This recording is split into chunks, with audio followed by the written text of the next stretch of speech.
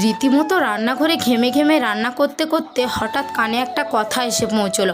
বাইরে কেউ একজন এসে আমার শাশুড়ি মাকে বলছেন, ও শিলিবিরিটির শাশুড়ি, একটু তেল হবে বাড়িতে, আপনার বৌমা কোথায়? নিশ্চয়ই ওই ধিঙ্গিপোনা করছে। ধিঙ্গিপোনা ওটা আবার কি?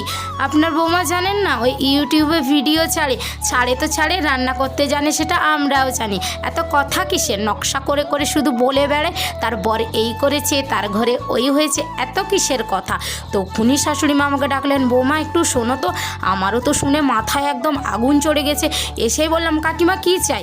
কাকিমা বলে উঠলেন, একটু তেল হবে বাড়িতে, তেল ফুরিয়ে গেছে। তা তেল তো ফুরোবে, লোকের চরকায় তেল দিলে তেল ফুরোবে না?